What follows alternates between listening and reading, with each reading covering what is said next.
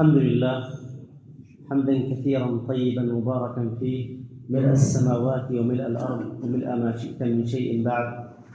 أهل المجد والثناء أحق ما قال العبد وكلنا له العبد. اللهم لا مانع لما أعطيت ولا معطي لما منعت ولا ينفع ذا الجد منك الجد.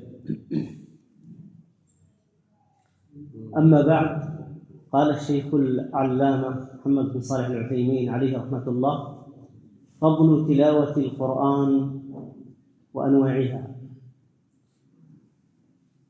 قال الشيخ رحمه الله: تلاوة كتاب الله على نوعين: الأولى حكمية وهي تنفيذ أحكامه واجتناب نواهيه، والثانية لفظية وهي قراءته والتمعن فيه وتدبره، حيث قال النبي صلى الله عليه وسلم: خيركم من تعلم القرآن وعلمه.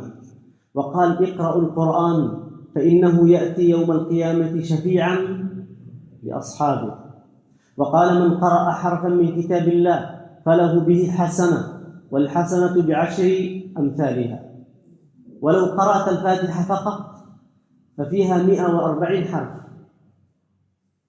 ويعطيك الله سبحانه وتعالى فيها 1400 حسنة. هذه الفاتحة فقط. وقد وردت السنة بفضائل معينة مخصصة. سورة الفاتحة هي أعظم سورة في القرآن كما جاء في صحيح البخاري، وسورة البقرة وآل عمران كما جاء في مسلم أنهما الزهراوان، وأنهما تدافعان عن صاحبهما يوم القيامة وتضللانه. ومن داوم على البقرة أي قراءتها ففيها بركة، ولا يضرك سحر السحرة، ولا يدخل الشيطان البيت الذي تقرأ فيه البقرة. وقل هو الله أحد تعدل ثلث القرآن، والمعوذات ما سأل سائل بمثلهما ولا استعاذ مستعيذ بمثلهما. هذه كلها وردت فيها الأحاديث الصحيحة. فاجتهدوا إخواني في كثرة قراءة القرآن، ولا سيما في شهر القرآن وفي شهر الآيات والتنزيل، هذا الشهر الكريم. فقد كان السلف يكثرون من تلاوة القرآن في رمضان في الصلاة وفي غيرها.